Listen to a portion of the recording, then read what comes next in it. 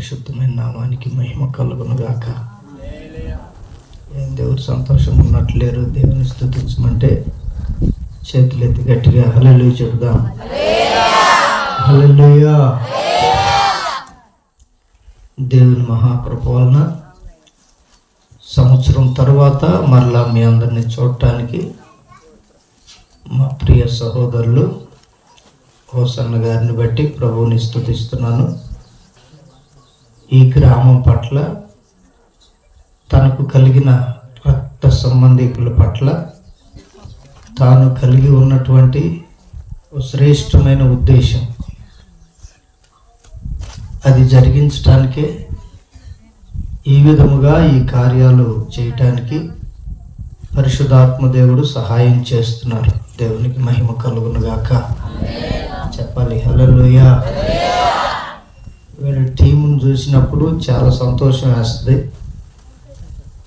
వారిని దేవుడు రానున్న దినాల్లో బలముగా వాడుకోవాలని నేనైతే ప్రార్థన చేస్తున్నాను. ప్రత్యేకంగా ఆహ్వానించిన దేవుని సేవకులకు, నా తోటి దైవజనులైన వారందరికీ, వారితో కూడా మీ అందరికీ ప్రభు పేరిట వందనాలు. ఒకళ్ళకొకళ్ళు వందనాలు చెప్పుకోండి, చేతులు కలుపుకోండి. ఎందుకంటే దాని దరిద్రం ఉంటే పోద్ది, అందుకని. దేవునికి మహిమ కలుగునుగాక. చెబుదాం హల్లెలూయా. మనం కూర్చుంది భూమి మీద అయినా మన మధ్యలో దేవుని సంచారం ఉంది. చాలా జాగ్రత్తగా కూర్చోవాలి. దేవుని సన్నిధి అంటే డాన్సులు వేసేది కాదు, తాగి ఊగేది కాదు, ఏ విధమైన అపవిత్రమైన మాటలు మాట్లాడేది కాదు. ఓ పరిశుద్ధమైన స్థలం, పవిత్రుడైన దేవుడు సంచరించే స్థలం. మీలో యేసయ్యను ఎంతమందిని చూశారో ఒకసారి చేతులు తల్లి చెప్పండి. నా మాట మీకు అర్థం కాదు. యేసయ్యను చూసిన వాళ్ళు చేతులు తల్లి చెప్పండి. ఎవరు ఇందాక తెలియకే తల్లి అన్నారు. హల్లెలూయా. ఇప్పుడు అందరూ అనొచ్చు హల్లెలూయా. యేసయ్యని చూడలేదని మీరు ఎట్లా ఒప్పుకున్నారో, ప్రార్థన అయిపోయే లోపు చూశారని నేను నిరూపిస్తా. దేవునికి మహిమ కలుగునుగాక. చెప్పాలి హల్లెలూయా. పురుషుల్ని మీ ఊర్లోని చాలా మందిని చూసే ప్రార్థనకు వచ్చిన వాళ్ళని, చాలా ప్రాంతాలు వెళ్తున్నాను కానీ మొత్తానికి ఊరి దోషమో మనసు దోషమో తెలియదు కానీ చాలామంది రారు. మిమ్మల్ని దేవుడు చాలా ప్రేమించాడని నేను అనుకుంటున్నాను. దేవునికి మహిమ కలుగునుగాక. చెబుదాం హల్లెలూయా. కొన్ని ఊర్లు వెళ్తే టైం చెప్తారు, ఇంతసేపే చెప్పండి అని. మీ పాస్టర్ గారు మాకేం టైం చెప్పలే. మరి ఎంతసేపు చెప్పినా సచ్చినట్టు కూర్చోవాలి మీరు. దేవునికి మహిమ కలుగునుగాక. చెబుదాం హల్లెలూయా. ఎందుకంటే దేవుని ఆత్మ ఎప్పుడు వద్దంటాడో అప్పుడు మీకు ఎగుటేసినట్టు. అప్పటిదాకా వినాలి. దేవునికి మహిమ కలుగునుగాక. మీరు అందరు ఇక్కడే ఉన్నారా? చూసుకోండి, గిచ్చుకోండి ఒకసారి. కొందరికి డౌట్ అన్నమాట. దేవునికి మహిమ కలుగునుగాక. శ్రేష్టమైన సంగతితో ఈ రాత్రి మీ మధ్యలోనికి దేవుడు నన్ను నడిపించారు. అదేమిటంటే, దేవుణ్ణి చూడలేదు అని చెప్పని మీరు అనుకుంటున్నారు. దేవుని గురించి వ్రాయబడినటువంటి మాట ఏమిటంటే, ఆయన లోకమునకు వెలుగు. చెప్పండి. ఎవరైనా లోకానికి ఏమై ఉన్నాడు? దేవుడు ఎవరు? నా మాట మీకు కరెక్ట్గా అర్థం కావాలి. దేవుడు ఎవరు? లోకానికి ఏమై ఉన్నాడు? మనం ఎక్కడున్నాం? ఇప్పుడు ఎక్కడున్నామండి బాబు? వెలుగులో. లైట్లు వేసేట్లే, తీసేస్తే మరి అది మనం ఎక్కడ ఉన్నట్టు ఇప్పుడు లోకంలో ఉన్నాం. లోకానికి దేవుడు ఏమై ఉన్నాడు? వెలుగై ఉన్నాడు. ఆ వెలుగై ఉన్నటువంటి వారిని లోకంలో ఉన్న మనం చూడాలని, వెలుగు తెలిసిన వాళ్ళందరూ హల్లెలూయా చెప్పండి. తెలియని వాళ్ళు ఎవరు? చక్కగా లైట్లు ఎత్తే దేవునికి మహిమ కలుగును గాక. ఈ లైట్ వెలుతురులో ఉండి కూడా మనం వెలుగు తెలియదు అన్నాం అనుకో, మనకంటే పెద్ద అబద్ధీకుడు ఇంకోడు ఉన్నాడు. అందుకని వెలుగు అందరికీ తెలుసు. ఆమేన్. అందుకే నేను చెప్పాను, ప్రార్థన అయిపోబోయే లోపు యేసయ్యను చూసేనని ఒప్పేస్తానని. ఇప్పుడే ఒప్పుకున్నా. వెలుగు తెలుసా తెలియదు? తెలుసు. కాబట్టి ఇప్పుడు మనం ఎవరిని చూసినట్టు? చెప్పట్లేదు మీరు నాకు. ఎవరిని చూసినట్టు? వెలుగును చూస్తే ఎవరిని చూసినట్టు? కొంత వెలుగు ఏం చేసిద్ది అంటే, ఇందాక మేము వస్తున్నాం కారులో, ఎదురుగా వచ్చేవాడు లైట్లు ఆరపట్ల. ఆ వెలుగు మాకేమైందంటే కనపడలా రోడ్డు. ఆ ఎదురుగా వచ్చే వెలుగు మా వెలుగు కంటే ఎక్కువగా ఉండటం వలన రోడ్డు కనిపించలేదు. ఇది ప్రమాదకరమైంది. అందుకని కార్లు చేసే కంపెనీ వాడైనా, బండ్లు చేసే కంపెనీ వాడైనా, ఆ కారుకు కానీ ఆ బండికి కానీ ఎంత వోల్టేజ్, ఎంత వెలుగు అవసరమో అంత మాత్రమే లోపల ఆడు ఫిట్ చేసేటటువంటి లైట్లో పెడతాడు. మనోళ్ళు ఈ మధ్య ఫ్యాషన్కి పోయి తెల్ల లైట్లు వేస్తున్నారు. తెలుసుగా, మీరు కూడా వేసినట్టే ఉండాలి నాకు చూడంగా. దేవునికి మహిమ కలుగును గాక. కారుకు మేము కూడా బిగించాం. ఎందుకంటారా? మనసులో వెళ్ళేటప్పుడు కనపడదు దారి అసలు. అవి అవసరమైతే వేస్తాం, లేదంటే స్తోత్రం. కనుక ప్రియమైన వార్లరా, ఎంత కావాలో అంతే, అవసరమైనంత కంపెనీ వాడు తయారు చేసినప్పుడు పెడితే అది సరిపోక షో కోసం కొందరు అబ్బా బండి నిండా లైట్లే అనిపించుకోవటానికి కొందరు వీటిని చేయటం వలన ఎదుటివారికి ప్రమాదం అయిపోతుంది. యేసయ్యకి మహిమ కలుగును గాక. చెబుదాం గట్టిగా హల్లెలూయా. అందుకని మన ప్రభు అయినటువంటి యేసయ్య అన్నటువంటి మాట ఏమిటంటే, చదువుతారా మాట ఒకసారి? యోహాను సువార్త 8వ అధ్యాయం 12వ వాక్యం. యోహాను సువార్త 8వ అధ్యాయం 12వ. మరలా యేసు చెప్తున్నాడు, దేవుడు చెప్తున్నాడు, నేను లోకమునకు వెలుగును, నన్ను వెంబడించువాడు చీకటిలో నడవక జీవపు వెలుగు కలిగి యుండునని వారితో చెప్పాను. చప్పట్లు కొడతారు మరి గట్టిగా. వారంటే ఎవరో కాదు, మనమే. అప్పుడు ఆయన ముందు ఉన్న వాళ్ళు, ఇప్పుడు కూడా ఆయన ముందు ఉన్న మనమే. యేసయ్యకి మహిమ కలుగును గాక. చెబుదాం గట్టిగా హల్లెలూయా. ఆయన అంటున్నాడు, నేను లోకమునకు వెలుగును. చెప్పాలి మీరు నాకు. నేను లోకమునకు వెలుగును. నన్ను వెంబడించువాడు స్పెషల్లీ ప్రత్యేకంగా చెప్తున్నాడు, నన్ను వెంబడించువాడు చీకటిలో నడవక, ఎక్కడ నడవక? చీకటిలో నడవక జీవపు వెలుగు కలిగి ఉండునని వారితో చెప్పాను. ఇప్పుడు మనం అందరం కూడా యేసయ్యని నమ్మిన వాళ్ళమా కాదా? చూడాలి మీరు నన్ను. మీరు ఎక్కడెక్కడో తలకాయలు పెట్టొద్దు, నన్ను చూడండి. వాక్యం చెప్పేటప్పుడు సేవకుని చూడాలి. అది బుద్ధిమంతుల లక్షణం. సెల్ ఫోన్ చూసుకుంటా, పేపర్లు తిప్పుకుంటా ఏదేదో చేయమాకండి. యేసయ్యకి దాని ద్వారా మహిమ రాదు.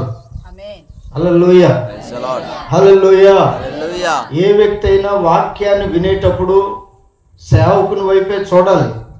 ఎందుకంటే ఆ సేవకునిలో నుండి దేవుడు మాట్లాడతాడు. మాట్లాడే మాట మన కోసమే.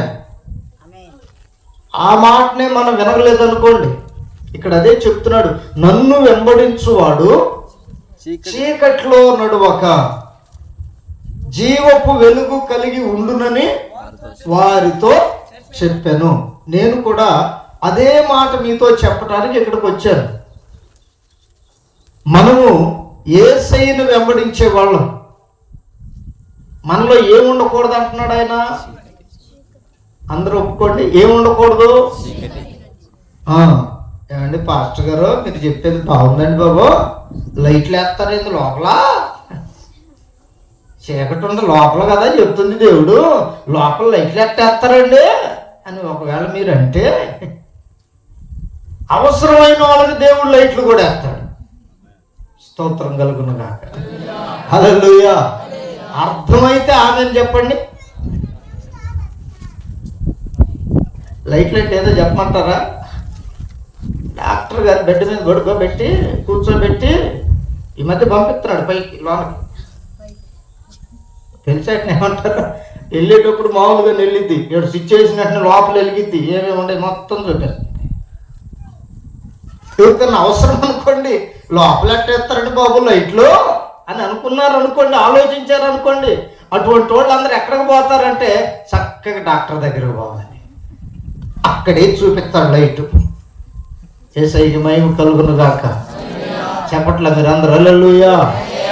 అందరూ ఒకే స్వరంతో చెప్పాలి హల్లెలూయా. దేవుడు మీ స్వరమును దీవించును గాక. అర్థమవుతుందండి బాబా. ఈ వెలుగును చూశారనుకో, ఆ వెలుగుతో పని ఉండదు. ఏ వెలుగు? హాస్పిటల్ వెలుగు. ఒకవేళ ఈ వెలుగును చూడలేదనుకోండి, ఖచ్చితంగా ఆ వెలుగు దగ్గరకు వెళ్ళాల్సిందే. అందుకని ఆయన అంటున్నాడు, మీలో చీకటి ఉండకూడదు. ఎవరిలో చీకటి ఉండదో చెప్పమంటారా? మహాజ్ఞాని, మేధావి, లోకమునంతా తేరి చూసినవాడు, అన్ని అనుభవించినవాడు, ఒకరు కాదు సుమా, 1000 మంది భార్యలు కలిగినటువంటి ఒకే ఒక వ్యక్తి ఉన్నాడు బైబిల్లో. ఆయన పేరు మీకు అందరు తెలిస్తే చెప్పాలి. ఏం పేరు ఆయన పేరు? దావీదు కుమారుడైన సొలొమోను గారు. 700 మంది భార్యలు, 300 మంది ఉపపత్నులు కలిగిన ఏకైక రాజు, ఏకైక మనుషుడు. ఈయనకు తెలిసినన్ని సంగతులు, ఈయన అనుభవించిన చరిత్ర, ఈయన తిరిగినన్ని రాజ్యాలు, ఈయన వెంబడించినంత మంది మనుషులు. దేవునికి మహిమ కలుగును గాక. ఎవరిని వెంబడించలా. ఇంత చూసిన మనిషి లోకాన్ని గురించి ఒకే ఒక మాట చెప్పాడు. చదువుతారా మాట? ప్రసంగి గ్రంథం 11వ అధ్యాయం 7వ వాక్యం. ప్రసంగి గ్రంథం 11వ అధ్యాయం 7వ వాక్యం. వెలుగు మనోహరమైనది. ఏందట? వెలుగు మనోహరమైనది. సూర్యుని చూచుట కనులకు ఇంపుగా నున్నది.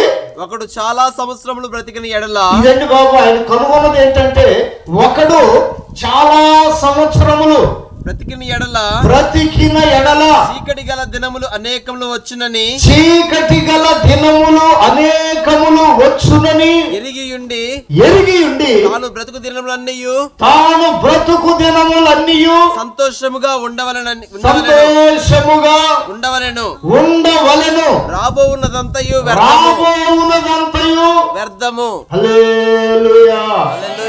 ఈయన జీవిత పరమార్థం ఏమిటంటే, రాబోయేదంతా వ్యర్థం. సుఖపడే మనుషులకి, సంతోషించే మనుషులకి, చీకటిలో గడుపుతున్న మనుషుల గురించి ఈయన వ్రాసినటువంటి మాట ఏమిటంటే, రాబోయేదంతా వ్యర్థం. దీన్ని ప్రారంభిస్తూ, ఈ వచనాన్ని, ఈ సంగతిని ప్రారంభిస్తూ ఏమన్నాడంటే, వెలుగు మనోహరమైనది. చప్పట్లు కొట్టండి గట్టిగా. ఆయన వెలుగును చూసి మనోహరమైనది అన్నాడు. రెండోది ఏమన్నాడంటే, సూర్యుని చూచుట కనులకింపుగానున్నది. స్తోత్రం కలుగును గాక. చెప్పాలి హల్లెలూయా. ఎవరైనా కళ్ళతో సూర్యుని చూడగలమా? ఖచ్చితంగా చూడగలమా? ఈ సూర్యుడే మనం చూడలేకపోతున్నాం. యేసుక్రీస్తు ఎవరంటే, కోటి సూర్య తేజోమయుడు. కోటి సూర్యులు ఒకేసారి ప్రకాశిస్తే ఎంత వెలుగు ఉంటుందో అంతకంటే మించి వెలుగు కలిగినటువంటి వాడు. ఈ సూర్యుని చూడలేని మనం మనలో చీకటి లేదని ఏ విధంగా చెప్పగలుగుతాం? ఈ సూర్యుని చూడలేని మనం యేసు ప్రభువుని చూడగలమని ఏ విధంగా చెప్పగలుగుతాం? అందుకని ఇక్కడ అంటున్నాడు, సూర్యుని చూచుట కనులకు ఇంపుగా ఉన్నది అని. ఇప్పుడు అసలు సంగతి చెప్తున్నాడు. ఒకడు చాలా సంవత్సరములు బ్రతికిన ఎడల, నేనే అనుకోండి, మీరు చాలా సీరియస్ గా చూస్తున్నారు, ఎవరు లేపుదామన్నా. నేనే అనుకోండి కాసేపు. ఒకడు చాలా సంవత్సరములు బ్రతికిన ఎడల, చాలా సంవత్సరములు బ్రతికిన ఎడల చీకటి గల దినములు అనేకములు వచ్చునని. ఏ దినాలంట? చీకటి గల దినములు. చీకటి గల దినములు అనేకములు వచ్చునని ఎరిగి ఉండి తాను బ్రతుకు దినములన్నీ సంతోషముగా ఉండవలెను. హల్లెలూయా. చెప్పండి హల్లెలూయా. ఒకటి చాలా సంవత్సరాలు బ్రతికితే, ఇప్పుడు 30 సంవత్సరాలు బ్రతికినోడికి ఎన్ని చీకటి గల దినాలు వస్తాయి? దేవుడు చెప్పాడు 70 సంవత్సరాలు మన ఆయుష్. ఈ 70 సంవత్సరాల్లో ఎన్ని చీకటి కలిగిన దినాలు వస్తాయి అంటే, తగినట్లుగా మనం ఎంతగా, దేవునికి మహిమ కలుగును గాక, వెలుగు దగ్గరకు వస్తామో, లేక వెలుగును వెంబడిస్తామో, లేక వెలుగు కలిగి జీవిస్తామో. నేను 13 సంవత్సరాల వయసులో యేసు ప్రభువుని నమ్ముకున్నా. ఎన్ని సంవత్సరాల వయసు? ఇప్పుడు 13 సంవత్సరాల నా జీవితంలో ఏ దినాలంటే చీకటి గల దినాలు. 13 సంవత్సరాల వరకు చీకటి కలిగిన దినాలే. ఎందుకంటే వెలుగు రానంత కాలం, ఒక మనిషి మీద వెలుగు ప్రకాశించినంత కాలం, ఒక మనిషి వెలుగులోనికి రానంత కాలం అతడు చీకటి గల దినాలనే అనుభవిస్తున్నాడు. చీకటి కలిగిన దినాలలోనే తన జీవితాన్ని ఈడ్చుకొని వెళుతున్నాడు. బ్రతికే ఉన్నాడు, కానీ చీకటి కలిగిన దినాల్లో ఉన్నారు. ఈ చీకటి కలిగిన దినాల్లో నేనున్నప్పుడు ఈ చాదువరి శక్తులు వచ్చి నన్ను గదిలిచ్చాయి. నా 8 సంవత్సరాల వయసు నుండి 13 సంవత్సరాల వయసు వరకు 5 సంవత్సరాలు చాదువరి శక్తుల చేత బాధపడ్డాను నేను. చిన్న వయసులో నుండే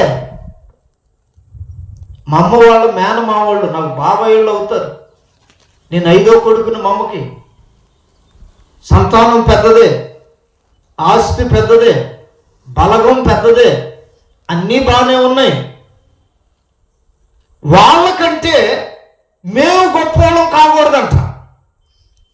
ఆ బాబాయిళ్ళు ఉన్నారే, వాళ్ళకంటే మా అన్నదమ్ములు కానీ మా కుటుంబం వాళ్ళకంటే గొప్పగా ఉండకూడదంట. అది వాళ్ళ బాధ. ఇది ఎవరి ఆలోచన? చీకట్లో ఉండేవారి ఆలోచన.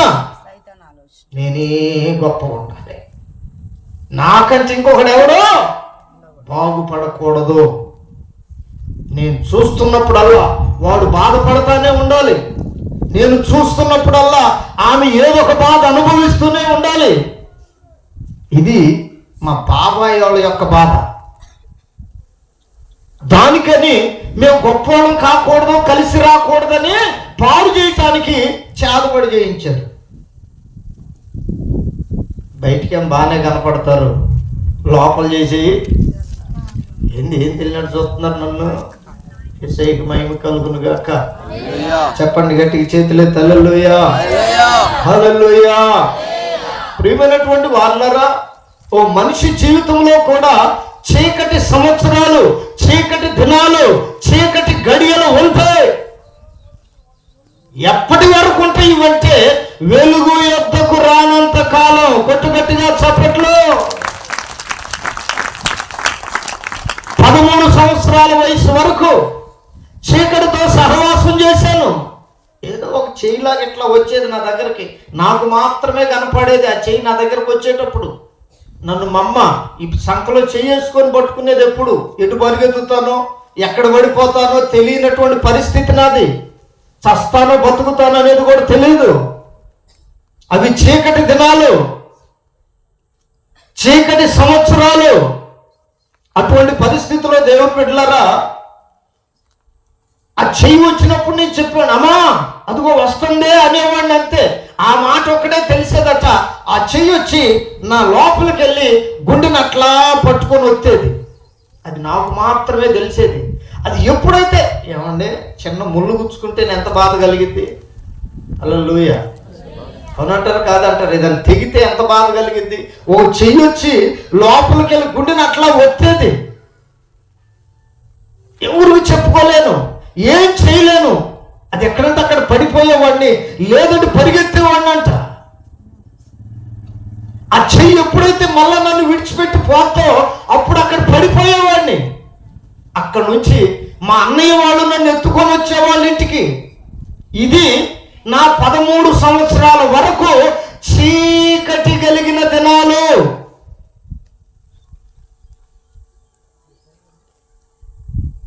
చీకటని గట్టి చెబుతున్నావు, ఏందై నీ సంగతి అంటారు. యేసు ప్రభు తెలియదు. అప్పుడు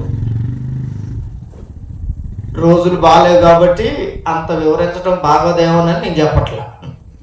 యేసయ్యకి మహిమ కలుగును గాక. చెప్పాలి గట్టిగా హల్లెలూయా, హల్లెలూయా.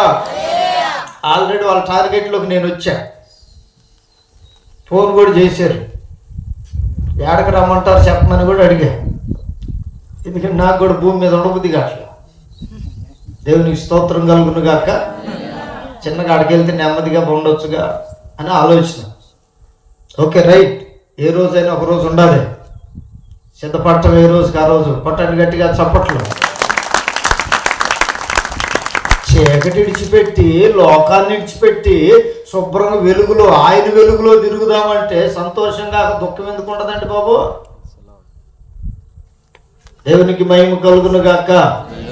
మెయిన్ దేవాలయాలు ఎక్కడ ఉన్నాయో అక్కడ ఎవరెవరు మెయిన్గా ఉన్నారో వాళ్ళ మీద కాస్త చూపబడింది. ఏది ఏమైనా దేవునికి స్తోత్రం. హల్లెలూయా చెప్పండి, హల్లెలూయా. ఆ సమయంలో ఈ చీకటి కలిగిన దినాలు, చీకటి కలిగిన సంవత్సరాలు ఎట్లా ఉంటాయంటే మనకేం చేస్తున్నామో తెలీదు. అది మేలా కీడా తెలీదు. ఉదాహరణకి ఓ మనిషిని ఎందుకురా నువ్వు తాగుతుందని అడిగేవనుకోండి, ఏం చెప్తాడు? ఏంటంట ఏదో ఒక మాట వచ్చింది అటు నుంచి. ఏం మర్చిపోవటానికి? బాధలు ఎంతసేపు మర్చిపోతాడు? అది కాదు, ఇది కాదు. ఆ మత్తు ఎంతసేపు ఉంటుందో అంతసేపు మర్చిపోతారు. మనోళ్ళు కనుక మైండ్ సరిగా లేదు, పోయి సినిమా హాల్లో కూర్చున్నట్టు. ఎంతసేపు ఉంటుంది సినిమా? 2 గంటలు. బాగా గట్టిదైతే ఒక 3 గంటలు ఉంటుంది. దాంట్లో మళ్ళీ మధ్యలో విరామం. ఎందుకు? చూసి అలిసిపోయి అదో ఇదో తింటామని. యేసయ్యకి మహిమ కలుగునుగా. చెబుదాం గట్టిగా హల్లెలూయా. వీడు మైండ్ ఎంతసేపు ఉంటుంది? స్టడీగా ఆ సినిమా చూస్తాడు, తాగాల్సింది తాగుతాడు, తినేది తింటాడు, కలవాల్సిన వాళ్ళు కలుగుతాడు, పడవలసిన వాళ్ళు పొడుగుతాడు, ఏదేదో చేస్తాడు. వీడు బయటకు వచ్చిన తర్వాత ఏంటంటే బాధ పోలేదు. సినిమా పోతే బాధ ఎందుకు పోయిందిరా బుద్ధి లేనోడా. దేవునికి మహిమ కలుగును గాక. తాగితే బాధ ఎందుకు పోయింది? రోగం వస్తుంది కానీ నీ లివర్ పాడైంది, ఊపిరితిత్తులు పాడవుతాయి, నీ కడుపు చెడిపోద్ది. ఎస్ఐ గారండి నాకు తెలిసిన ఆయన ఎన్నిసార్లు చెప్పినా, నేను ఈ చీపు తాగను సార్, కాస్ట్లీ తాగుతా. హోదాలో ఉన్నాడు కదా. ఆయనకి సిఐగా ప్రమోషన్ వచ్చింది. సిఐగా జాయిన్ అవ్వాలా, చక్కగా చీకటితో కలిసిపోయాడు, చచ్చిపోయాడు బాబు. కాస్ట్లీ తాగినా తప్పదు, చీపు తాగినా తప్పదు, పిచ్చి తాగితే ఇంకా తొందరగా. జైలుకి వెళ్తే పర్లా, భూవన్న పెడతారు అక్కడ. అది జైలు కాదు, నరకం. దేవునికి స్తోత్రం కలుగును గాక. చెప్పండి హల్లెలూయా. ఆయన దెబ్బకి భార్య ఆమెకి ఏం పెట్టలా, ఏం చేయలే. కొద్ది రోజులు ఆమె బ్రతికింది, తర్వాత ఆమె కూడా దేవునికి మహిమ కలుగును గాక. చూడండి దేవుని బిడ్డలారా, ఒకరి మీద ఒకరు ఆధారపడి, భర్తను భార్య ఆధారపడి బ్రతుకుతూ ఉంటే వీళ్ళు ఏం చేస్తున్నారంటే చీకటి సంబంధమైన విషయాలతో చేతులు కలిపి చీకట్లో సంచరిస్తూ అనవసరమైన వాటిలో పాలు పంపులు పొందుతూ ఆయనకు ప్రమోషన్ వచ్చినా కానీ జాయిన్ అవలా, చీకటి ఈడ్చుకొని వెళ్ళిపోయింది, తీసుకొని వెళ్ళిపోయింది. అందుకని ప్రియమైన వాళ్ళరా, అడిగామనుకో అనేది ఏంటంటే బాధలు మర్చిపోవటానికి. లోపల లివర్ అంతా చెడిపోయింది. 25 లక్షలు 40 లక్షలు ఇస్తాను, లివర్ ముక్క కొంచెం ఇవ్వమంటే ఎవడీలా, అది పెట్టి మళ్ళీ పెరగాలంట. చాలా వ్యవహారం ఉందని చెప్పారు. యేసయ్యకి మహిమ కలుగును గాక. డబ్బుంటే నీకు నెమ్మది ఉండదు, చీకట్లో ఉంటే నెమ్మది ఉండదు అంటున్నాడు కదా జ్ఞాని అయిన సొలొమోను గారు. ఇదిగో నువ్వు అనేక సంవత్సరాలు బ్రతికితే చీకటి కలిగిన దినములు అనేకములు వస్తాయని చెప్పి నువ్వు సంతోషంగా ఉండాలి. ఎవరో చెప్పింది తెలుసా? ఈ సంతోషంగా ఉన్న నా ప్రాణమా, తినుము, త్రాగుము, సుఖించుము. చెప్పండి అర్థమవుతుందా? ఎవర్రా బాబు అంటే ధనవంతుడు, ఈ ఎస్ఐ లాంటోడే, చీపీ దాగరు వీళ్ళు. అందుకని ఏదైనా నీ బాధ పోవాలన్నా, నీ పరిస్థితి మారాలన్నా మనం కనుక్కోవలసింది ఏంటంటే మనము చీకటి సంబంధులుగా ఉన్నామా లేక వెలుగులో ఉన్నామా? ఈ ప్రశ్న వేసుకుంటే చాలు, సమాధానం నీ జీవితంలో నుండి నీకు ఇప్పుడే దొరుకుతుంది. దేవునికి మహిమ కలుగును గాక. చెప్పండి గట్టిగా హల్లెలూయా, హల్లెలూయా, హల్లెలూయా. అందుకని ప్రభు అయినటువంటి యేసుక్రీస్తు ఈ లోకానికి ఎట్లా వచ్చారు అంటే వెలుగుగా వచ్చారు. చెప్పాలి, ఎట్లా వచ్చారు? వెలుగుగా వచ్చారు. ఎవరైనా ఆయనను వెంబడిస్తే, ఎవరైనా ఆయన వెంట వస్తే వాళ్ళు ఏం చూస్తారంటే వెలుగును చూస్తారు. ఎప్పుడైతే వెలుగును చూస్తారో వారిలో చీకటి ఉండదు. చెప్పండి గట్టిగా ఆమేన్. ఏముండదు? ఏముంటది? అదండి బాబు, చిన్న మాటే జీవితాలను వెలిగిస్తుంది, బ్రతుకుల్ని మారుస్తుంది. ఆశ్చర్యమైన సంగతులు నీవు పొందినట్లుగా, చూచినట్లుగా, అనుభవించినట్లుగా ఆ వెలుగు నీ ఎదుట ప్రతిదీ కూడా తేట తెల్లముగా, స్పష్టముగా నువ్వు చూచినట్లుగా ఆ వెలుగు నీ ఎదుట నీలో ప్రకాశిస్తుంది. హల్లెలూయా. చెప్పండి హల్లెలూయా. కడుపులో ఉన్న రోగాన్ని కనుగొనటానికి డాక్టర్ గారు లైట్ వేసి చూస్తున్నట్లుగా ఆయన నీ మీదకి వస్తే చాలు, ఆయన నీలోకి వస్తే చాలు. ఎక్కడెక్కడ చీకటి ఉందో, ఎక్కడెక్కడ బలహీనత ఉందో, ఎక్కడెక్కడ కీడు అలుముకొని కొన్ని సంవత్సరాల నుండి నువ్వు చేస్తున్న పనులన్నిటిని బట్టి నీ కడుపులోనూ, నీ ఊపిరితిత్తులోనూ, నీ గుండెలోనూ, నీ మెదడులోనూ, నీ కళ్ళల్లోనూ, నీ నోట్లోనూ, నీ కాళ్ళల్లోనూ ఎక్కడెక్కడది దాగి ఉందో ఆయన వెలుగు నీ మీద ప్రకాశించిన వెంటనే అది యేసు నామములో పారిపోతుంది. యేసయ్యకే మహిమ కలుగును గాక. గట్టిగా చెప్పండి హల్లెలూయా. చేతులెత్తి, రెండు చేతులెత్తి హల్లెలూయా. ఇది ప్రభువు చెప్తున్నటువంటి మాట. ఆయన ఏమై ఉన్నాడంటే దేవుడు వెలుగై ఉన్నాడు. ఎవరికి వెలుగై ఉన్నాడంటే లోకములోనికి వెలుగుగా వచ్చినవాడు ఆయన. యేసుక్రీస్తు లోకములోనికి రాక మునుపు వరకు ప్రతి మనిషి మీద, ప్రతి వంశం మీద, ప్రతి వ్యక్తి మీద చీకటి అలుముకొని ఉందంట. లూకాసు వార్తలో శిష్యులు చెబుతారు ఈ మాట. సముద్రమందలి సంచరించుచున్న చీకటి కలిగిన జనులు గొప్ప వెలుగు చూశారు. హల్లెలూయా చెప్పండి, హల్లెలూయా. ఎందుకు ఆ సముద్రం పక్కన ఉన్న వాళ్ళందరూ వెలుగు చూశారంటే, సైతానికి ఓ గుణ లక్షణం ఉంది. అదేంటంటే, ఏ మనిషినైనా విడిచిపెడితే, ఏ మనిషిలో నుండినైనా వెళ్ళిపోతే అది ఎక్కడికి వెళుతుందంటే, అపవాది ఎక్కడికి వెళతాడంటే సముద్రము దగ్గరికి వెళ్తాడంట. ఓ మనిషిని విడిచిపెట్టిన తర్వాత సముద్రం దగ్గర సంచరిస్తాడంట.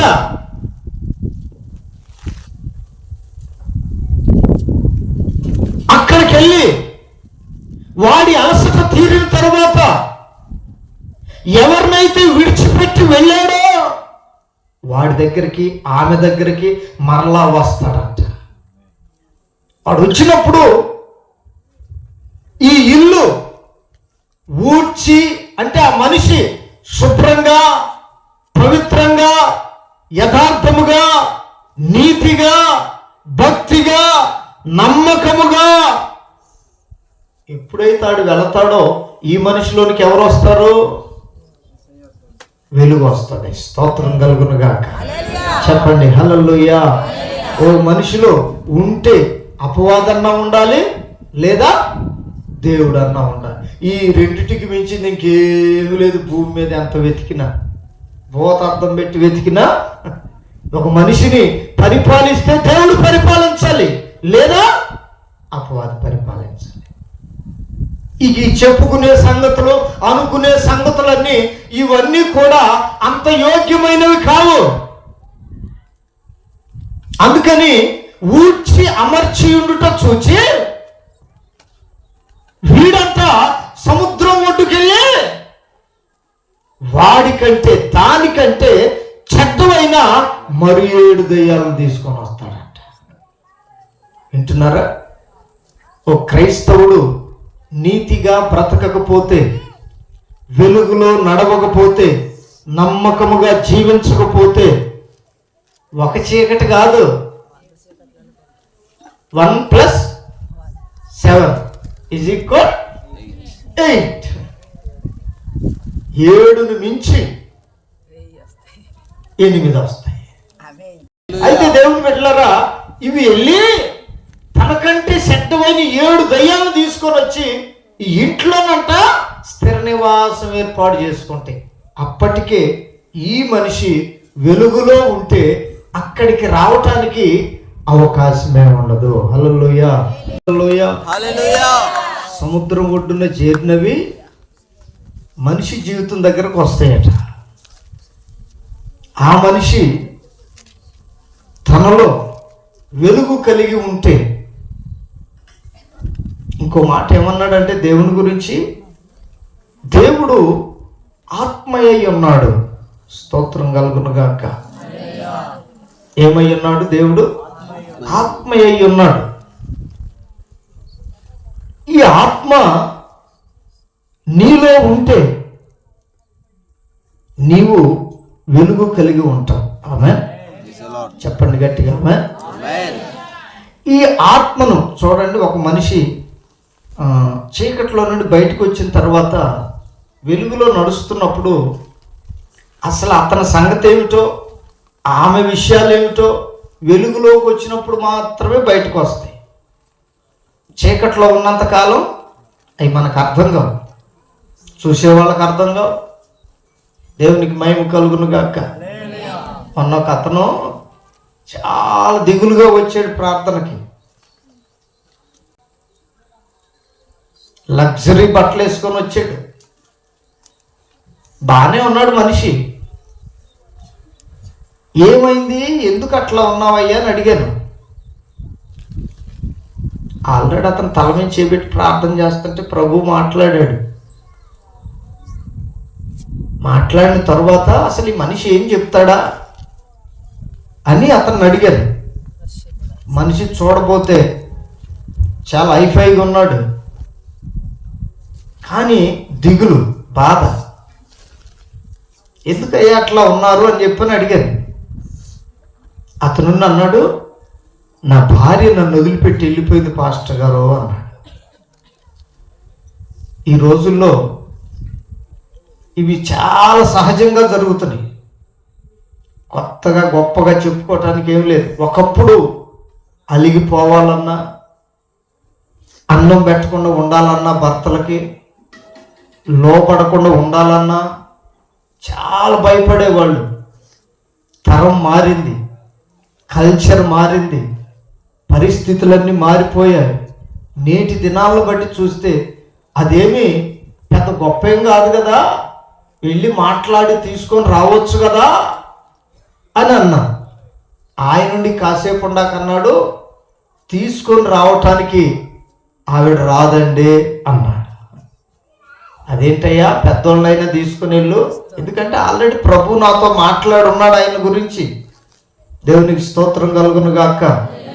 ఆయన చెప్తాడా లేదని చెప్పి నేను అడుగుతుంటే, అప్పుడు నేను కొంచెం అతన్ని రెండోసారి మూడోసారి అడగగా అప్పుడు అన్న మాట ఏమిటంటే, అయ్యా మీ దగ్గర దాచకూడదు, చెప్తాను అన్నాడు. ఈ మాట కోసమే నేను కూడా ఎదురు చూస్తుంది. ఎందుకంటే ఒక మనిషి తాను చేసిన తప్పు ఒప్పుకుంటే ప్రభు నిశ్చయముగా క్షమిస్తాడు. హల్లెలూయా. లేదు అంటే ఇక పాతుకొని పోవటం, పాతాళానికి దిగిపోవటమే.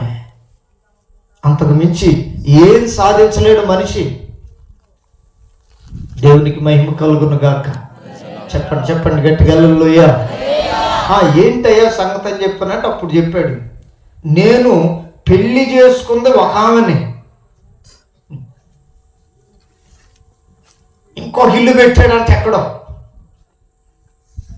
ఆ సంగతి ఏమో తెలిసింది, వెళ్ళిపోయింది.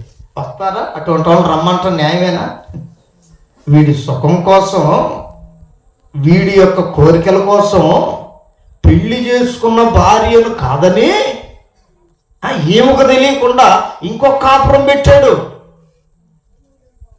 వాడిని అడిగితే అంటాడు కదా, ఈమెకి 4 ఆడపిల్లలేనండి. ఇప్పుడేమి సంగతి అంటే మగపిల్లడు కావాలంట యుగ పురుషుడికి. దేవునికి స్తోత్రం కలుగును గాక. హల్లెలూయా. దేవుడు ఏ మనిషికి ఏమి ఇవ్వాలో అది సంతోషం. అది కాదు అక్రమంగా పోయి వంకర మార్గంలోకి వెళ్ళి నేను అడిగా, సరే ఆమెనే పెళ్లి చేసుకున్నావు, ఏం చేసావో తెలియదు, మరి ఆమెకేమైనా మగపిల్లలు పుట్టారా అని అడిగా. ఏమొక 4, ఆమెకు 3 అన్నాడు. 4కే కట్నం వీలేక అల్లాడుతున్న రోజులైతే ఇప్పుడు ఎంతమంది అయ్యారు? అరే నువ్వు బుద్ధి లేని పని చేస్తావని దేవుడికి తెలిసే, నువ్వు బుద్ధి లేనోడు అని తెలిసే, కనికరం నీ మీదకి దేవుని కనికరం రాల. అదే నువ్వు ఒకవేళ సక్రమంగా ఉండి ఉంటే ఏమో 90 సంవత్సరాల వయసులో శారా గర్భం తెరిచినట్టుగా నీ భార్య గర్భమే తెలిసేవాడేమో. ఆమేన్. ఏదైనా మేలు పొందటానికి, క్షేమంగా బ్రతకటానికి యథార్థత కావాలి. వెలుగులో నడుచున్నట్లుగా ఓ మనిషి యథార్థంగా బ్రతికే బ్రతుకు కావాలి. అట్లా కాకుండా నేను ఏది చేసినా అనుకున్నది సాధిస్తానంటే నీ మీద లైట్ వేసి ఉన్నాడు ఆయన వెలుగు. స్తోత్రం కలుగును గాక. నువ్వు ఆయన వెలుగులో ఉన్నావురా నాయనా.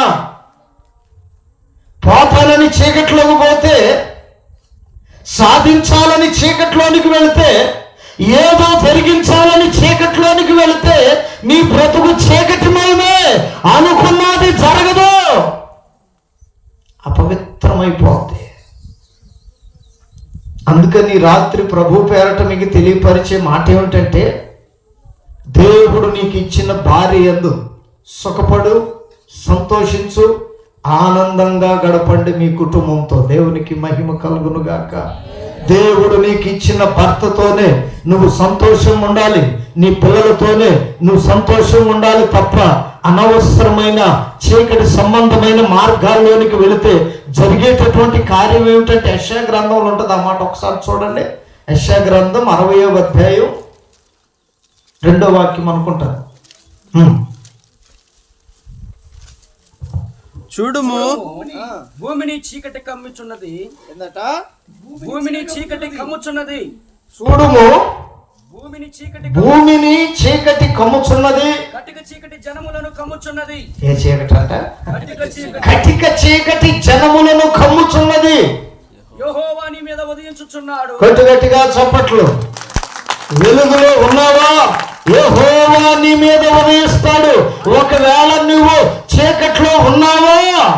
ఏ చీకటి కమ్మిద్దంట? జనములను, కటిక చీకటి జనములను కమ్ముచున్నది.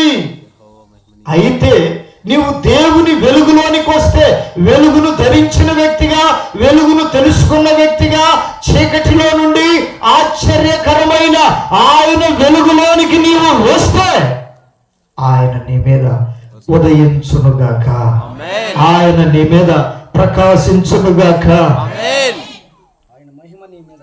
ఆయన మహిమ ఆయన నీ మీదకి వచ్చినప్పుడు ఏం కనపడిద్దంట? నీలో నుండి మహిమ. మహిమ ఎవరి మహిమ?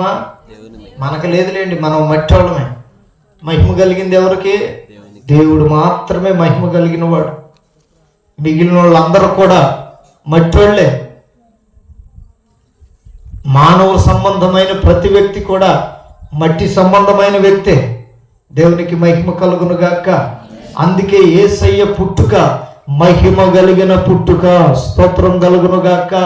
చాలా మందికి అర్థమై సావక, ఆ మహిమా ప్రభావాలు అర్థం కాక, ఈ మట్టి బుర్రలకి, ఈ మట్టి మనుషులకి అర్థం కాక, మహిమ అంటే ఏమిటో తెలియక ఆయన పుట్టుకను వక్ర భాష్యం చెప్తున్నారు. దేవుడండి బాబు వెలుగై ఉన్నవాడు. నీకు అది అర్థం కావాలంటే ఆ చీకటిని విడిచిపెట్టి నువ్వు రావాలి. హల్లెలూయా. అప్పుడు మహిమేమిటో తెలుస్తుంది. అందుకని అక్కడ అన్నాడు, యెహోవా నీ మీద ఉదయించును. అప్పుడు ఏం కనపడింది మన మీద? హల్లెలూయా. యెహోవా వెలుగు మరియ మీద ఉదయించగానే, ప్రకాశించగానే ఆమెలో ఏం కనపడింది? దేవుని మహిమ, దేవుని మహిమ, దేవుని మహిమ. ఇది అర్థం అవ్వాలంటే ఈ చీకట్లో ఉన్న వాళ్ళకి ఏమర్థమైంది? ఆమెను కూడా అట్లాగనే అన్నారు అప్పుడు. పెళ్లి కాకుండానే గర్భవతైంది. చీకట్లో ఉన్న వాళ్ళకి ఏమర్థమవుతుంది? ఈ మట్టి మైండే అర్థమైంది. స్తోత్రం కలుగును గాక. దేవదూత వచ్చి చెప్పాడు, మరియా నీవు దేవుని వలన కృప పొందావు, సర్వోన్నతుని శక్తి నిన్ను కమ్ముకుంటుంది, పరిశుద్ధాత్మ నీ మీదికి వస్తాడు, ఆయన వచ్చినప్పుడు నీవు గర్భం దాలుస్తావు. స్తోత్రం కలుగును గాక. చెప్పండి హల్లెలూయా. మనకు తెలిసిన పంచాయతీ ఏంటో తెలుసా? ఒక స్త్రీ ఒక పురుషుడు కలిస్తేనే గర్భం వస్తుంది. దేవుని మహిమ ఏమిటో తెలుసా? దైవ సంబంధమైన గొప్ప ఆ ప్రభావం ఏమిటంటే అది మనుషుల మైండ్కి అర్థం కాదు. చీకట్లో ఉంటే అసలు అర్థం కాదు. బూతు పుస్తకం అంటాడు ఒకడు బైబిల్ని. యేసయ్యకి మహిమ కలుగును గాక. చెప్పాలి హల్లెలూయా. ఆ కమ్మన వాళ్ళ పేర్లు ఎందుకు లేండి, నేను చెప్తాను వాళ్ళ చరిత్ర. బూతు పుస్తకం అంట బైబిల్లో. బైబిల్ బూతు పుస్తకం అంటాడు ఒకడు, ఇంకొకడేమో నల్లట్టంట. ఆడు నల్లగా ఉన్నాడు కాబట్టి, చీకట్లో ఉన్నాడు కాబట్టి దాని లోపల ఉన్న తెలుగు తెలియట్లేదు. కొట్టుగట్టిగా చప్పట్లు. అందుకే చీకట్లో ఉన్న వానికి వెలుగు అర్థం కాదు. రావాలి, వెలుగులోకి వస్తే ఆయన నీ మీదకి వస్తాడు. ఆయన మహిమ ఏమిటో నీకు అర్థమవుతుంది. చీకట్లో సంచరిస్తున్న మనుషుడా, దేవుని వాక్యం అర్థం కాక, వెలుగులోనికి రాక, దైవ నీతి ఏమిటో తెలియక, దేవుని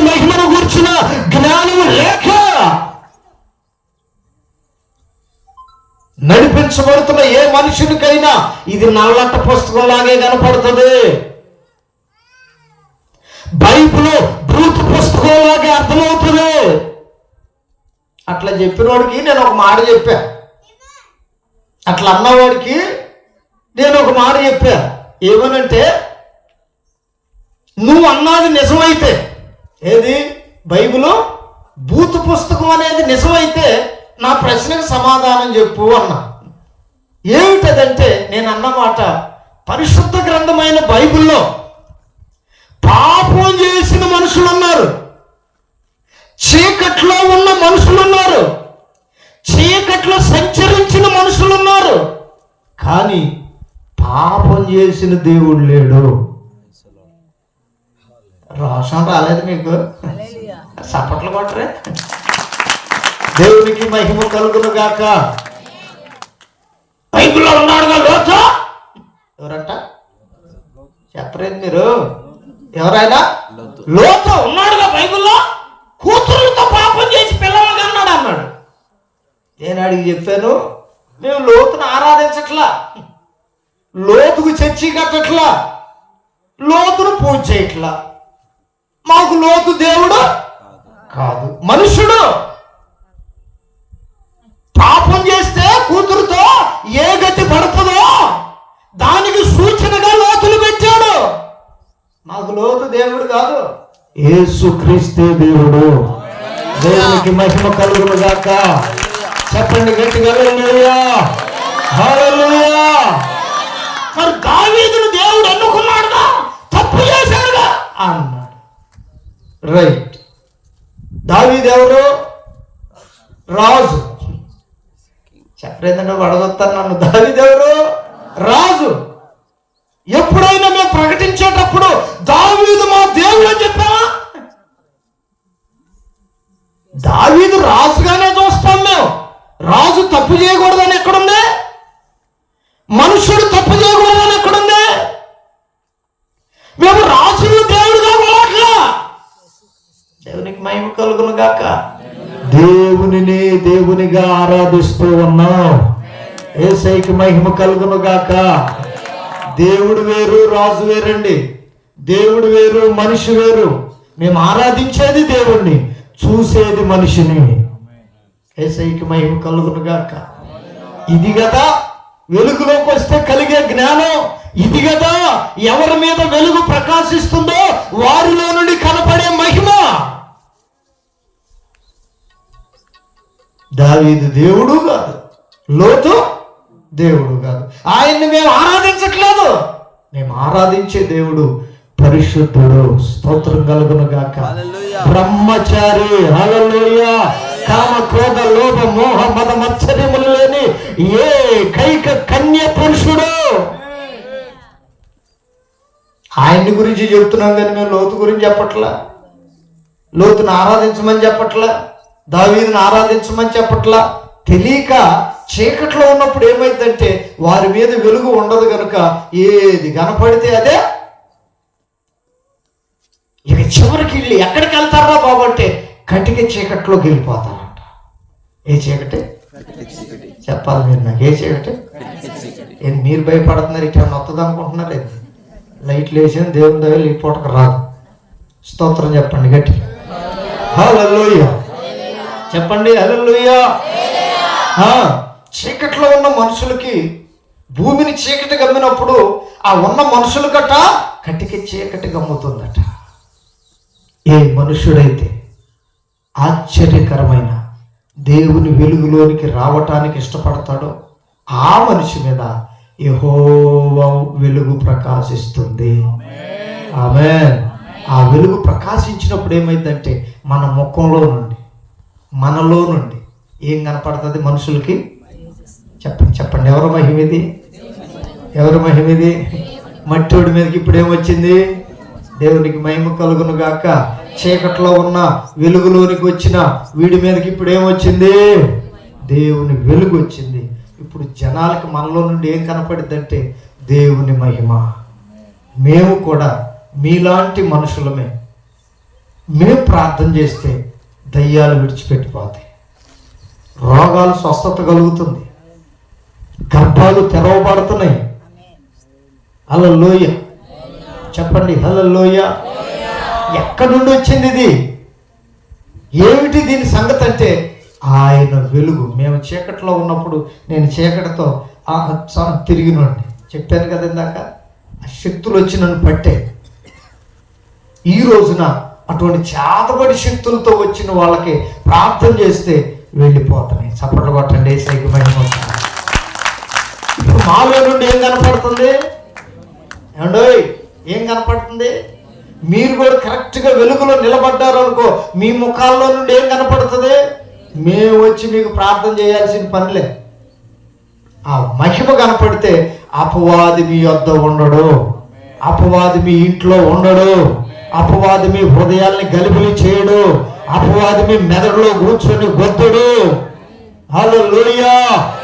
అందుకే చెప్పా, ఈ వెలుగు నీ మీద ఉంటే లోపలికి డాక్టర్ వెలుగేయడు. స్తోత్రం కలుగునుగా. చెప్దాం గట్టిగా హల్లెలూయా. ముగించమంటారా? ఆడేవిడు టైం కూడా చెప్తున్నాడు, 10 నిమిషాలు అడిగి ఎక్కువైనట్టుంది. దేవునికి మహిమ కలుగునుగాక. చెప్దాం చేతులు హల్లెలూయా.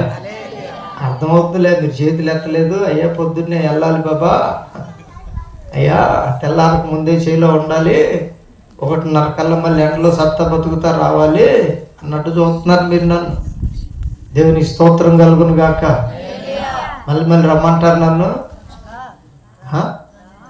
కోరుకుందనుకునేది రా అంటే రాట. దేవునికి మహిమ కలుగును గాక. చెప్పండి హల్లెలూయా.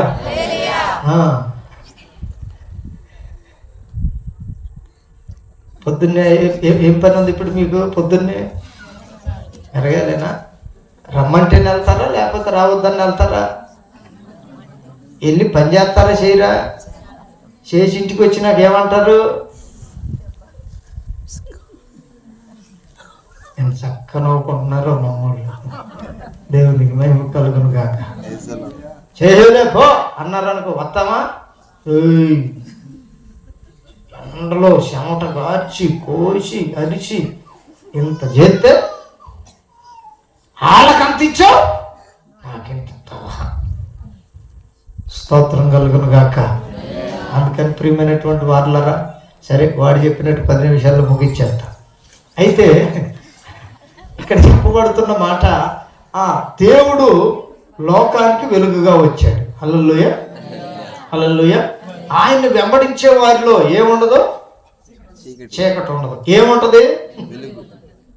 ఆ వెలుగు ఏమైందంటే మన మీద ఉన్నప్పుడు ఈ చీకటి ఉందే అది పారిపోద్ది. ఇప్పుడు దా చెప్పింది అదే. అందుకని మనం దేవుని మహిమను కనుపరిచే బిడ్డలుగా బ్రతకాలి. హల్లెలూయా చెప్పండి, హల్లెలూయా. తెల్లగొడ్లు కట్టుకుంటే మహిమ వచ్చిందని ఏమి లేదా? కాకపోతే ప్రభువు చూపించాడు, చెప్పాడు, పరిశుద్ధులకు తెల్లని వస్త్రాలే అలంకారము అని, తగినవి అని.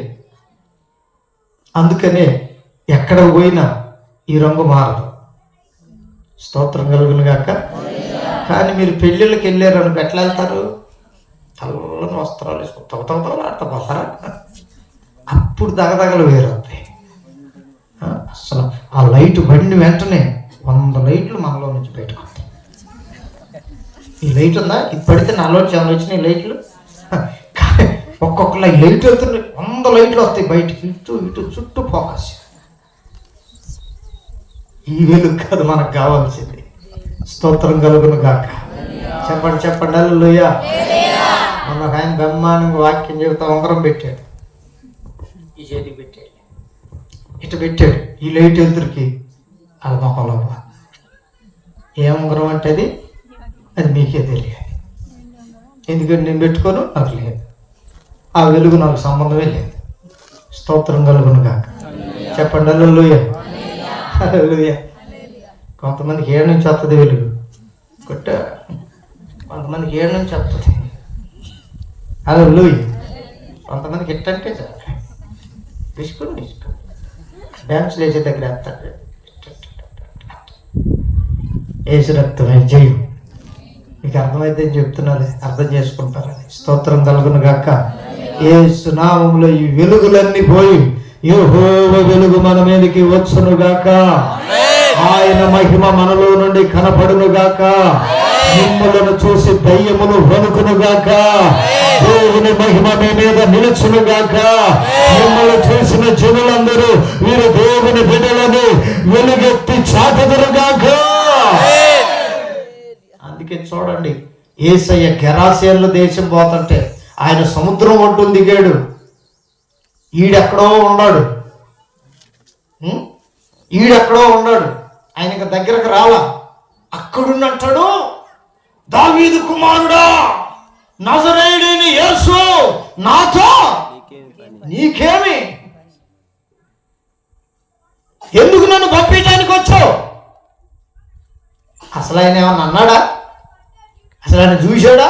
వీడు చూశాడు వెలుగుని. స్తోత్రం కలుగును గాక. ఆ వెలుగు వస్తుందని తెలుసుకొని వాడిలో ఉన్న ఇంచుమించు 2000 దెయ్యాలంట. నేను 7 దెయ్యాల గురించి చెప్తేనే మీరు ఆశ్చర్యంగా చూశారు. వాటిలో ఎన్ని ఉన్నాయి? ఇంచుమించు 2000 దెయ్యాలు. ఆయన వెలుగు ఎదుట అవి నిలబడలేక కేకలేస్తున్నాడు. రోజు సమాధుల్లో ఉంటాడంట, ఇంట్లో ఉండడాడు. ఇంట్లో ఉండే రకం కాదు. కావాలంటే చూడండి, కొంతమంది ఈ ప్యాకెట్ ఆడేవాళ్ళు ఎక్కడ ఉంటారు? అది అక్కడే ఈ లేచీకట్లో ఉన్నట్టు అయ్యే మరి. అందుకనే అక్కడ ఉంటారు, ఊర్లో ఉండరు. చెట్ల కింద ఉండరు, ఊరు ఒప్పుకోదు. అందుకని ఆడకపోతారు. వీళ్ళకి ఏ పని ఉండదు, పాట ఉండదు. ఇదే ఆట, ఇదే పాట. దేవునికి మహిమ కలుగును గాక. ఆడు కేకలేస్తున్నాడు, నాతో నీకేం పని? ఏమల్లా అసలు కదిలీలా. దేవుని మహిమ వాడి మీదకి వెళ్ళింది. ఆయన చూసిన వెంటనే మహిమ వాడిని తాకింది. వెంటనే ఆ లోపల ఉన్న 2000 దయ్యాలు అరుస్తుంటే, హై నీ పేరేంటి అన్నాడు. నా పేరు శానా. ఎంతమంది? శానా. నిజమే. అడిగింది ఎవరి పేరు? మీరు చెప్పరు నాకు. అడిగింది ఎవరి పేరు? ఆ దయ్యాలు పట్టినోడి పేరు. ఈ చెబుతుంది ఎవరి పేరు? ఆ లోపల ఉన్నాయి చెబుతున్న ఈ పేరు. అంటే వీడిని ఆ స్వాధీనంలో తీసుకున్నాయి. రేయ్ ఇదేమి లేదు, నేను చెప్పినట్టు విను. తీ. ఎంత ఉంటుంది బీడీ? సిగరెట్ ఎంత ఉంటుంది? అటు చెప్తారు పురుషులారా, ఎంత ఉంటుంది? మనం ఇక్కడ తాగం, మా చెల్ల పోతే ఎంత ఉంటుంది? ఎంత ఉంటుంది? ఇది జేబులో ఉండదు, గురిగా ఉండదు అంట, కాముగా ఉండదు. ఏంద్రా బుద్ధి లేనాడు. ఇంకా తప్ప అర్జుడు ఎట్ట పిలుస్తున్నాడు. ఈ 3 అంగుళాల బీడీ సిగరెట్ మాట 6 అడుగుల మనిషి అంటాడు. ఏమంటారా? కుతేస్తుందండ్రా. ఏదది? కుతేస్తుందండ్రా. అది తీసి అడి దగ్గర అగ్గిపెట్టి లేకపోతే ఎంత దూరమైన తిరుగుతాడు ఎండలో, సత్తా బతుకుతా. అది దొరికేదాకా వీడికి ఏముండదు, నెమ్మది ఉండదు. పెట్టామాట దొరికింది, అగ్గిపెట్టి పెట్టు నిప్పు తీసి ఒకటి ఎలగకపోతే 2, 3 ఊరుకోడే కాదు, మొత్తం అడ్డమెట్టాడు. మొత్తం పెట్టి కాల్చి చూసి అప్పుడు అది ప్రాణం ఎంత నెమ్మదిగా ఉంటుంది. ఇంత బీడి ఎంత మనిషిని స్వాధీనం చేసుకుంది? అదండి బాబు. ఆ దెయ్యం కూడా ఈయన మొత్తం స్వాధీనం చేసుకొని, అందరూ ఊర్లో ఉంటున్నారు, నువ్వు ఊర్లో అంటాడు రా, నా ఉండే స్థలం ఎక్కడ, సమాధులతో రా అని చెప్పి సమాధుల్లో పెట్టేదంట. ఆడి శరీరాన్ని ఆడే చూసుకొని పడుచుకునేవాడు. నాకు నొప్పి వస్తుంది అంత పడుచుకుంటే అని నవ్వుకునేవాడంట. ఇవన్నీ దైవ శాస్త్రాలు అంటారు. వీటినే దేవునికి స్తోత్రం కలుగును గాక. వాడిని స్వాధీనం చేసుకొని అల్లాడిస్తూ ఉంటే ఇప్పుడు మహిమ కలిగిన రాజు ఆ ప్రాంతానికి వస్తున్నాడు. హల్లెలూయా. వెలుగై ఉన్న దేవుడు ఆ ప్రాంతానికి వచ్చాడు. ఉన్నటువంటి చీకటి ఆత్మలు ఇంచుమించు 2000 దయ్యములు ఆ మనిషిని విడిచిపెట్టి వెళ్ళిపోయినాయి. గట్టిగా చప్పట్లు. విడిచిపెట్టి వెళ్ళిపోయిన తర్వాత ఇప్పుడు సమాధుల్లో లేడు. ఎక్కడున్నాడు? వాళ్ళ ఇంటికి వచ్చాడంట. స్తోత్రం కలుగును గాక. శుభ్రంగా బట్టలు కట్టుకున్నాడు, స్నానం చేశాడు, కూర్చున్నాడంట. ఇది ఆ ఊరు వాళ్ళకి నచ్చల. ఏ ఊరు వాళ్ళకి? ఒకడు బాగుపడితే ఆ ఊరు వాళ్ళకి నచ్చల. అరే వీడు సమాధుల్లో ఉండాల్సి ఇప్పుడు ఎక్కడ ఉన్నాడు? ఇంట్లో ఉన్నాడు. ఈ ఇంట్లో ఉంటే ఎట్ట మన వ్యాపారాలు ఎట్ట జరుగుతాయి అని చెప్పి మొత్తానికి వాళ్ళు ఇంట్లో ఉంటే ఒప్పక యేసు ప్రభు ఆయన దగ్గరకు వస్తే ఆ ఊరు వాళ్ళకి నచ్చల. అంతే కదా, చీకటి ఉందనుకో వెలుగొస్తే నచ్చ. ఆ ఊరు రావద్దని ఆయన్ని పంపించేశారంట. దేవునికి మహిమ కలుగును గాక. అటువంటి ప్రబుద్ధులు కూడా లేకపోలేదు. కనుక ఈ రాత్రి దేవుని మాటలు వింటున్న దేవుని బిడ్డలారా, యేసయ్య లోకానికి వెలుగుగా వచ్చాడు. జనుల మీద చీకటి ఉంది, భూమి మీద చీకటి ఉంది. ఆ చీకట్లో ఉన్న జనుల్ని ఆశ్చర్యకరమైన ఆయన వెలుగులోనికి తీసుకురావాలన్న ఉద్దేశంతోనే ఆయన వెలుగుగా వచ్చాడు. ఈ మనిషి ఏం చేస్తున్నాడంటే వెలుగు దగ్గరకు రాకుండా కటిక చీకట్లోకి వెళ్ళిపోతున్నాడు. ఏ చీకటి? కటిక చీకటి. ఒకరికొకరు కనపడట్లా. అవునా కాదా? ఈ రోజున ప్రేమలు ఎంత దిగజారిపోయాయి. తండ్రి కొడుకుల మధ్య ప్రేమ లేదు. అసలు ఒక విధంగా చెప్పాలంటే ఏక శరీరం అని చెప్పుకుంటున్న భార్యాభర్తల మధ్య కూడా ప్రేమలు దిగజారిపోతున్నాయి. ఇంతమందిని చూడట్లేదు న్యూస్లో. గొట్టలతో నరికిన భార్య. ఎంత దిగజారిపోయిందో చూడండి. ఎవరు కటిక చీకటి గమ్మినప్పుడు ఎవరో ఏంటో, ఏం మాట్లాడుతున్నామో, ఏం చేస్తున్నామో ఇకేం తెలీదు. ఎక్కడుందరా బాబు ఈ కటిక చీకటి? బైబిల్లో చూస్తే అది పాతాళంలో ఉందంట. స్తోత్రం కలుగును గాక. ఈ కటిక చీకటి కలిగిన వాళ్ళు అందరు ఎక్కడికి వెళ్తారంటే పాతాళంలోనికి వెళ్తారు. అందుకని దేవుడు మనల్ని ఏం చేశాడంటే ఆయన వెలుగులోనికి పిలిచాడు. స్తోత్రం కలుగును గాక. ఆయన వెలుగులో నిలిచిన నీ మీద దేవుని మహిమ కనపడాలి. పలకండి గట్టిగా, చేతులెత్తి గట్టిగా. ఏం కనపడాలి మనలో నుండి? దేవుని మహిమ కనపడాలి. ఆ మహిమ వెలుగు మన మీద ఉంటే ప్రియమైన వాళ్ళ కటిక చీకటి మనల్ని విడిచిపెట్టిపోతాయి. దగ్గరకు రా. యేసయ్య మీద కనపడిన ఆ మహిమే మీ మీద కూడా కనపడాలి. ఆయన కోరుకుంటుంది కూడా అదే. అన్నాడు, నన్ను వెంబడించువాడు చీకట్లో నడువక జీవపు వెలుగు కలిగి ఉంటాడు. మీరందరూ జీవపు వెలుగు కలిగిన దేవుని పిల్లలుగా బ్రతకాలి. ఈసారి వచ్చినప్పుడు నేను అడుగుతా, ఏం వాక్యం చెప్పానని గుర్తుపెట్టుకోవాలి. ఆ రోజు నటుని చూడమాకన్నా. హల్లెలూయా. పోయినసారి ఇంటి మీద పెట్టినప్పుడు ఏం వాక్యం చెప్తాను? ఇట్నే చూస్తారేమో ఈసారి వచ్చి. హల్లెలూయా. అభిషేకాన్ని గురించి చెప్పానండి బాబు. దావీదుని గురించి చెప్పాను. అభిషేకం పోగొట్టుకుంటే ఎట్లా ఉంటుందని చెప్పాను. సంసోన్ గురించి చూసారా? సంవత్సరం అయినా నా మైండ్లో ఉండేలేవా? కానీ లెక్కలు అడిగితే చెప్తారు. బ్యాంకులు ఎంత ఉంది, బంగారం ఎంత కొన్నారు, ఈ సంవత్సరం పొలం మీద ఎంత. ఈ బ్రహ్మాండం అంటే ఇక్కడ ఉండాల్సిన దేవుని మాటలు. కొట్టండి చప్పట్లు గట్టిగా. యేసయ్యకి మహిమ కలుగును గాక. అందరం ఒకసారి లేచి నిలబడదాం. గుర్తుపెట్టుకోండి, వచ్చే సంవత్సరం ఒక దేవుని చిత్తమై ప్రతి భాగం చూస్తే మిమ్మల్ని అడుగుతాను,